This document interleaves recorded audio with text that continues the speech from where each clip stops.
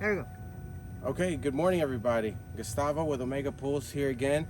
In today's episode of Pool School, we're going to talk about how to clean your filter. In particular, your Hayward C5030. That is the model number. In front of your filter, you have your specs and you have your model number, which is your C5030. Okay, you also have your pressure gauge here, which depending on what speed your variable pump is in, will tell you what pressure is your running pressure at the time being. These green and red arrows on the pressure gauge are designed for reminders to tell you once the pressure gets past that red arrow to clean your filter. I don't necessarily tend to look at those as reminders. I just recommend that you clean this filter out every 3 months, so 4 times a year. If you clean it out every 3 months, you don't have to worry about looking at the pressure there. I guarantee you that, okay? By ensuring that you're cleaning your filter out 4 times a year, you're gonna ensure that you extend the life and the longevity of the cartridges inside this cartridge filter. So we're gonna go ahead and talk about what you're gonna need today. And today to clean the filter, we're gonna need really simple things. A rubber mallet, a towel, a rag would be useful. A good spray nozzle. This is the one that I use and I love it. I'll show you during the video why I love this guy. A ratchet with a 3/4 inch socket. Screwdriver, preferably flat and long like this guy. Some magic lube or gasket greaser, gasket sealant. Muriatic acid and some degreaser. Okay, concentrated degreaser. They typically come in 1 quart bottles. It really doesn't matter the brand. This particular brand comes with this sprayer right here. If this is your thing and you want to sit here and spray all day long, go ahead and do that. Otherwise, throw that away. I recommend that you go with a 1 gallon, gallon and a half garden sprayer. It'll make your life a lot easier. Perfect. Okay, so first things first, we're gonna make sure we turn this pump off, okay? So we're gonna come over here and we are going to tell the filter pump to turn off. And not only are we gonna turn the pump off, I'm gonna go ahead and go a step further and I'm gonna shut the system down, okay? Shut down. It's like a computer's like at home. You got to shut it down, wait for it to tell you that it's safe to shut down, and then you can turn it off. So now it's telling us that it's safe to power the system down. We'll go ahead and turn all the breakers off, just to ensure that for some freak reason that pump doesn't come on while you have this filter taken apart and now it's blowing water in your face, okay? So we're gonna come over here and get the first tool we're gonna need. It's gonna be this flathead screwdriver. We're gonna use it as a prying tool, as a lever tool to get the plug off the back of the filter. So we're gonna come over here to the back of the filter and we're gonna slide this guy in here and we're gonna just, it is down. We're gonna go just like this. Now it starts to drain. Next thing we're gonna do is we're gonna go over here to the pressure relief. We're gonna open up the pressure relief. Now we're draining really fast down there, okay? Once you open up that pressure relief, the water's draining really fast. I like to set the plug, the drain plug up here, out of the way, along with my tool that I'm going to use to put it back. That's the only time we're going to need this, guy, is for that plug. Okay, so the next thing we're going to use is going to be our socket and wrench. And we're going to use this guy to basically loosen up this clamp and take these 2 casings apart. Now before you go loosening up this nut and bolt, it is real important to pay attention to how many threads you have past the edge of the nut. In this particular case we have 1, 2, 3, I'm going to say 4. That is your torque spec. When you go back to putting this back together, that's what you want to put it back to. You don't want to over tighten this, because if you do, you can egg this perfect oval cylinder, okay? Well, not oval, but perfect cylinder. Right. You don't want to oval the perfect cylinder. So again, that is your torque spec. And what we're going to do now is we're going to start taking it loose by just simple as that, okay?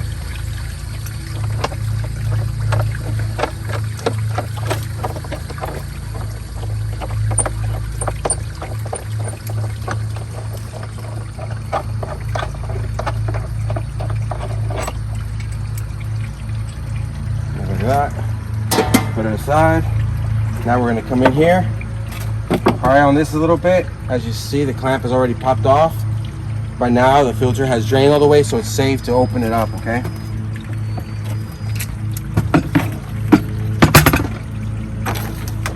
We're going to set that aside. Now, next thing we're going to do is we're going to just give this a little a tug or a push, just like that. This comes right off. We're going to set this aside right here for now.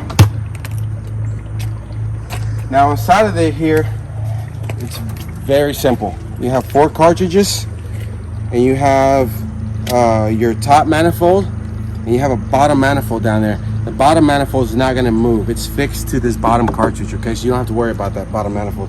This top one right here, he's going to grab it and pull it right off. Okay, that's the bottom side. So when you're going to put it back together, really important, remember, this guy has to go right here, okay? Don't make a common mistake. People will put it back like this with this one, and your pool will never filter out, never clear out. So I've actually done that, okay? I had my head in the clouds. I was thinking of other stuff, too many things at one time. So just remember, when you put this back, it lines up with this pipe right here. Push it down, okay? Okay, we're gonna set this aside. All right, now it is very important that when you're taking this manifold apart, give it an inspection. Look at it, okay? Make sure there's no crack in it on the top side or on the bottom side or on any of these little sleeves, okay? That'll be an indication that at one point or another the pressure got built up really high inside of here and it cracked the manifold. It's time to replace it. So if you ever see any cracks in these manifolds, it's time to replace them, okay? Now, before you start to pull these out, sometimes they will be stamped with top and bottom. It doesn't look like in this particular lot number of cartridges they were designed that way, okay? So it doesn't look like there's a right or wrong way to put these back in.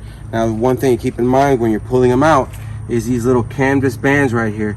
These hold these cartridges together, and these are basically what determine the life of these cartridges. Once they've all busted and they don't hold this together in place, get yourself new ones, okay? So with that being said, while you're doing all this work, while you're pulling these in and out, make sure you don't rub them or snag them, because if you bust them, you're just deteriorating the life really quick. So we're gonna go ahead and start pulling these out one by one. And again, when we pull them out, we're just gonna make sure we don't rub them together and we don't break those bands. So this is the first one right here. You pull out as simple as that, okay? Second one.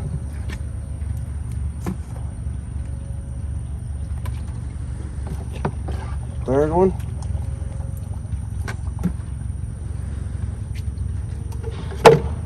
And the fourth one. Now this is what the interior, the bottom of this filter looks like. So here's your bottom manifold right here. It's basically just sits down here.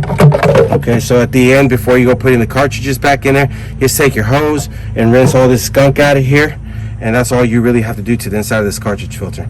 Okay, so now next step we're going to do is degrease these cartridges. Okay, so this is where we're going to go to our garden sprayer and put our degreaser in it.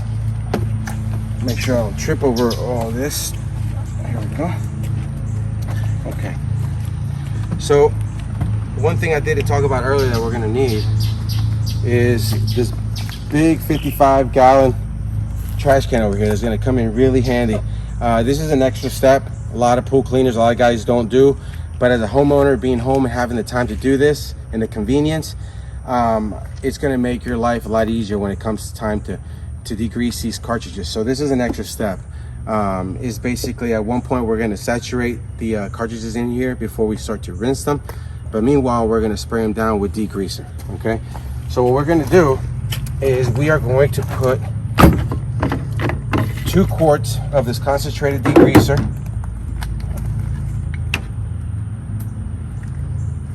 in our sprayer here.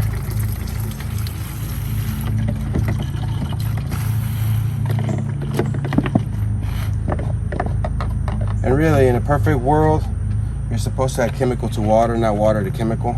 But being that this is just degreaser, not acid, I'm going to go ahead and take the liberty to put chemical before water.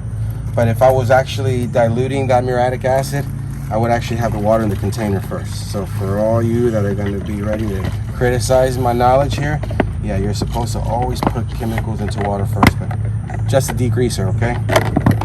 All right. So we've put our 2 quarts of degreaser into our sprayer. Now we're going to fill the rest of the sprayer up with water till we get to our 1 gallon mark, okay? And we can cut out right there. Stop. There we go. All right, so here we are. We got our degreaser in our sprayer here.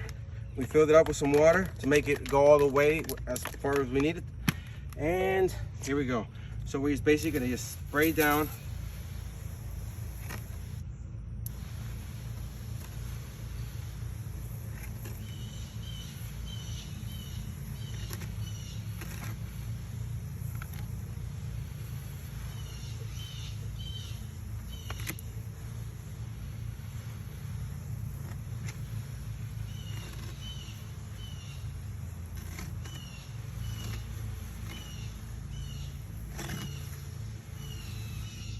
All right, we'll get to the next one.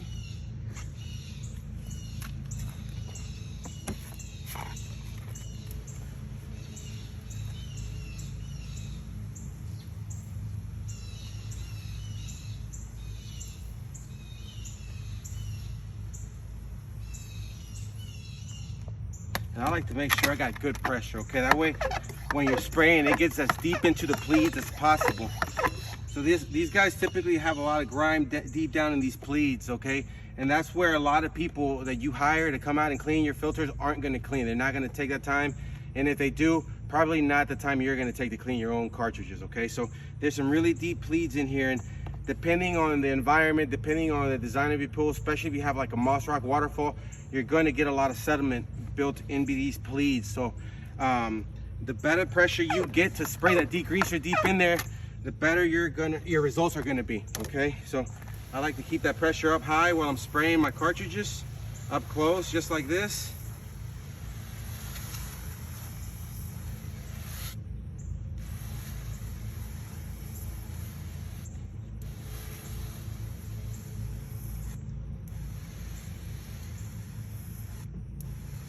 And basically I keep repeating the same process till I'll do all 4 of them.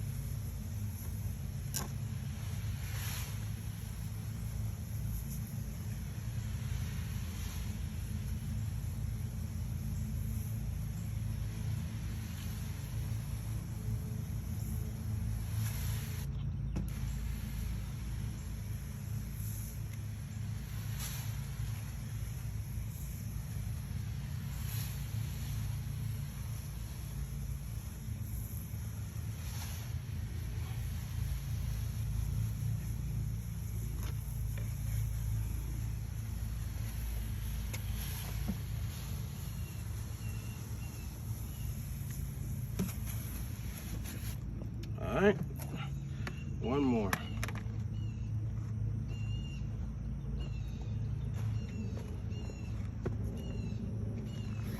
Give our sprayer a little bit more pressure.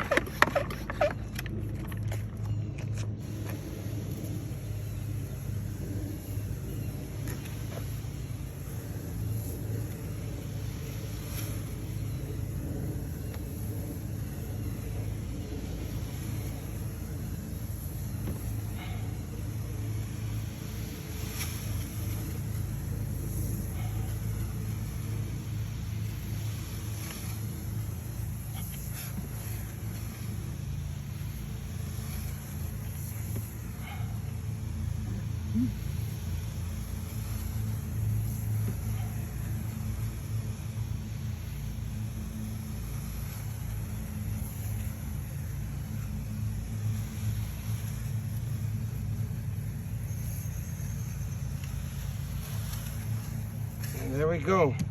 We got all 4 of them sprayed, and we went through most of our juice here, okay?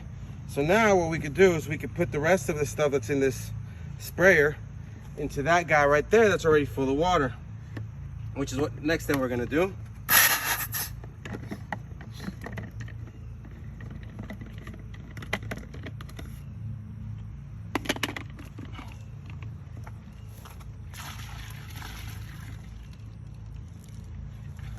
So now, to all this water that we have in this container, we're gonna add another quart of degreaser.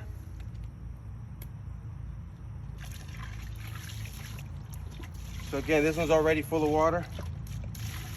Miss Sarah was nice enough here to get it ready for me before I even got here this morning, and reminded me that I needed a flathead screwdriver. So before she even saw the video. Okay, here's another secret right here. A little cheater, okay, muriatic acid, but I'm only gonna use about 1/3 of this bottle.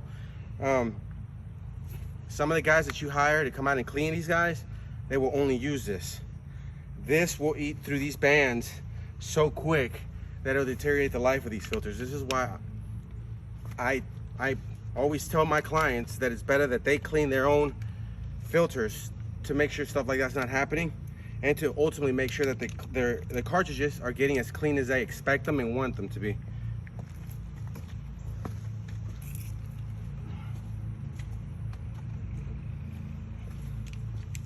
Having a little trouble taking this protected thing off. So there we go.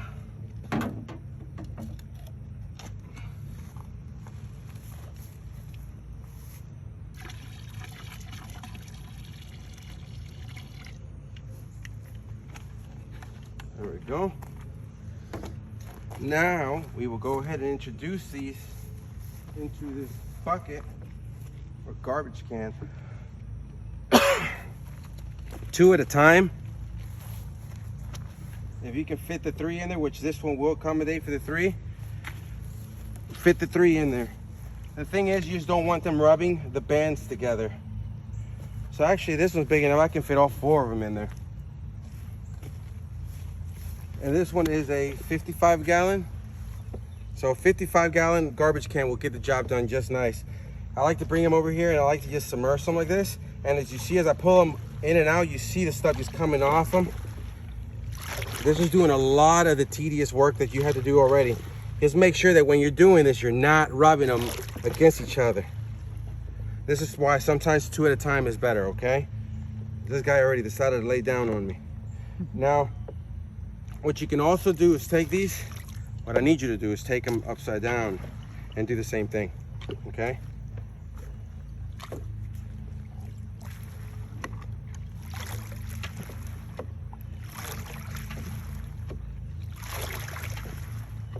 Maybe give them a little spinaroo. And then now we can go ahead and start rinsing them down while those sit in there. So this is gonna be the tedious part right here, is having to rinse them, okay? So if you have yourself a little stool, a little chair to sit down while you do this, even better. I got this little top of the septic tank over here that I'm gonna sit down while I do this. Okay, so I'm gonna come over here and let's see, let me find myself a good comfortable position.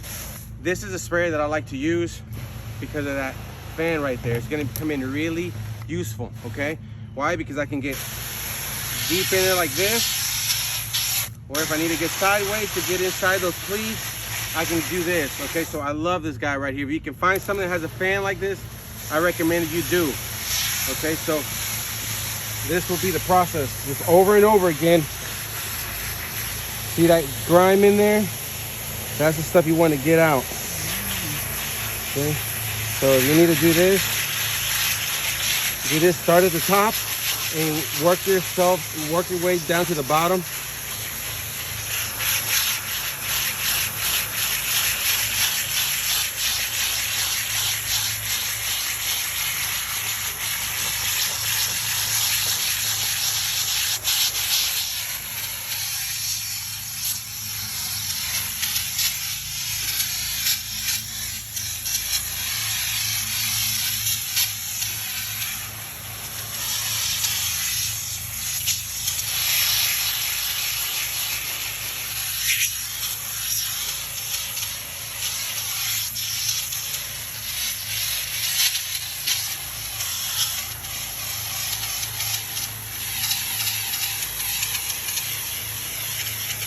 And again, you want to do this somewhere where you're going to have good runoff, because you're going to be using a lot of water and there's going to be a lot of sediment coming off of these cartridges. It won't kill your grass, so you can do it around grass.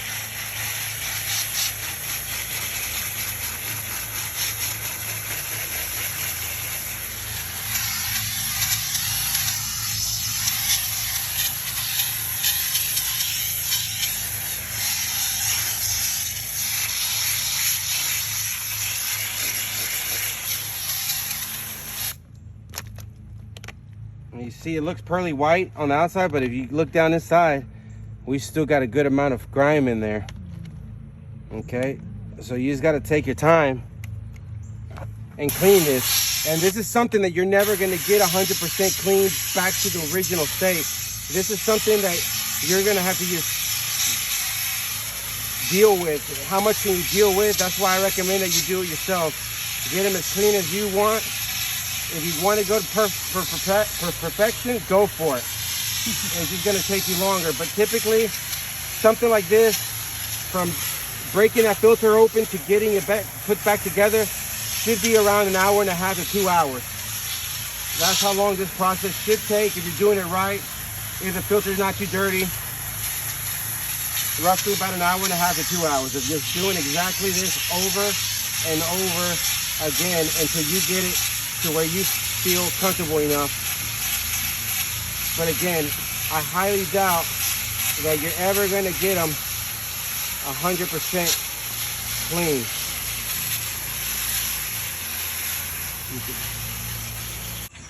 Okay, so we got our cartridges cleaned up. Okay, as you see, they're sparkly white inside the cartridges. Okay, they're supposed to be white. Now, we're almost ready to put them back into the lower part of the cartridge filter.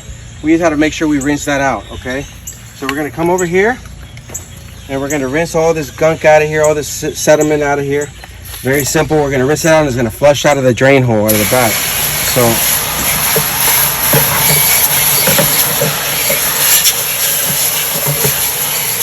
just like that. Now while we're rinsing this, might as well pull this. Might as well pull this O-ring up right here.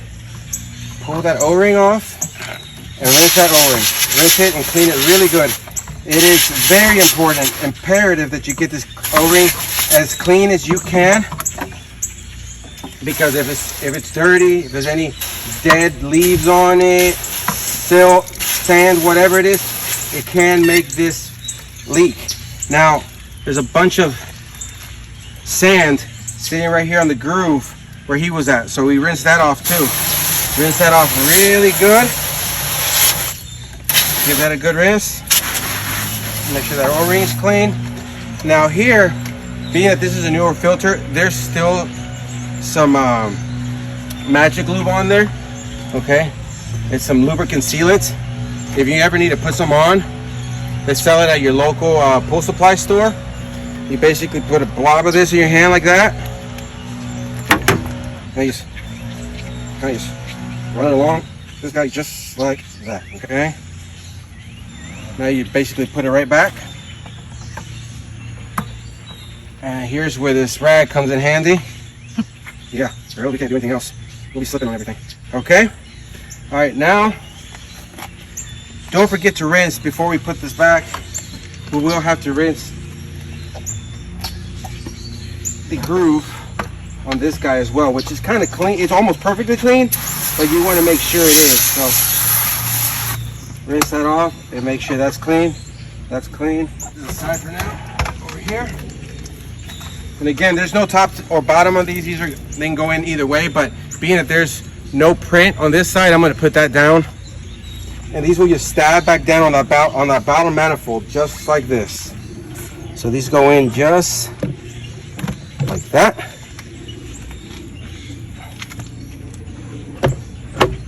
Again, keep in mind the bands, don't rub them together. Oh. And the last one. They're a lot lighter too when they don't have all that dirt on them, for sure. Okay, so you want to make sure they're sitting down all the way So that way you don't have no problems when you go to put your top casing back on. Now we're ready to put the top manifold back on. Again, remember, there's 4 holes on the bottom of this. That 5th hole going on this pipe right here. So again, just like that. That sits down just like that. And we want to give this little screen right here a little rinsing. Clean them off. Just like that. Put that back on there. Now we're ready to put our casing back on.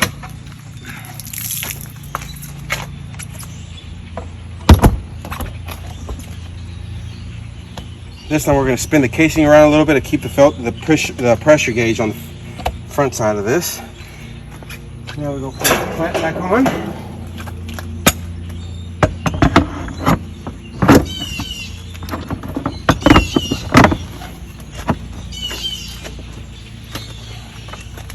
And here's where your rubber mallet comes into play. Okay.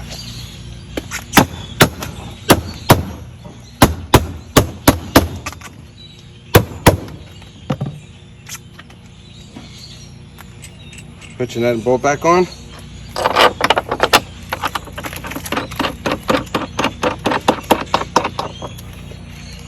And remember, we are going to go 4 threads past the edge of that nut.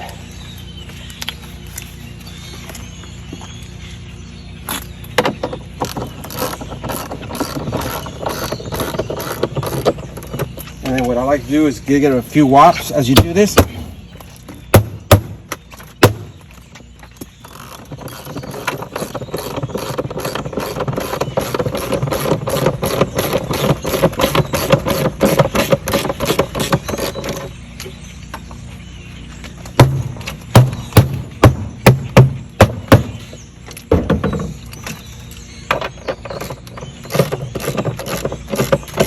You don't want to just crank on this without using that rubber mallet, because if you do, you're just going to pull on one side of this clamp. It's not going to tighten down evenly, and you will have a leaking filter.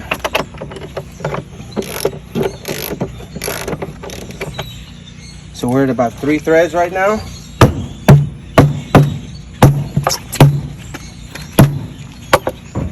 Snug her up. 1, 2, 3, and almost 4. There we go. Now we want to put our plug back. We're going to put our plug back in. We're going to get our screwdriver from over here. You can put some of that same magic loop on this O-ring if you like. Doesn't need it. We're going to put the plug back in. And honestly, it doesn't have to be more than hand tight. So that's really tight enough. If you want to use something to give it a little tight, just very little. Okay. Now we're ready to come back over here. Turn our breakers back on. Let the Hayward Omni Logic power back up. Reboot. And once it reboots, we'll go ahead and start it. Start the filter pump, that is. Yeah, so by the time you're done cleaning it, you're probably gonna be all full of silt and dirty like I am, but if you look like I do, you did a good job.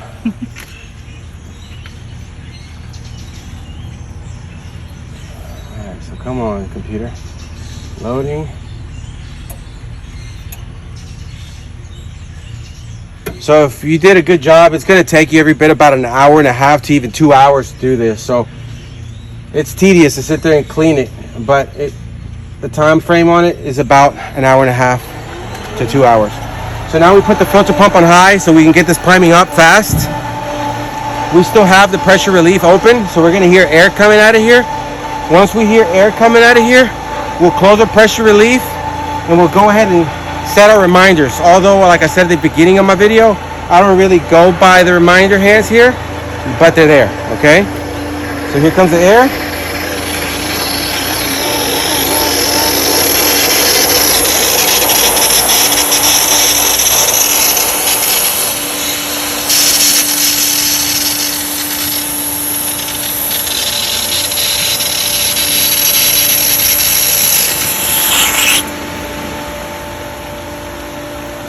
We're basically at full prime on the pump. We got a few little air bubbles still in there. Our pressure has stopped coming up. It's basically sitting still there. So we're gonna move this dial and line up the green arrow with our clean running pressure.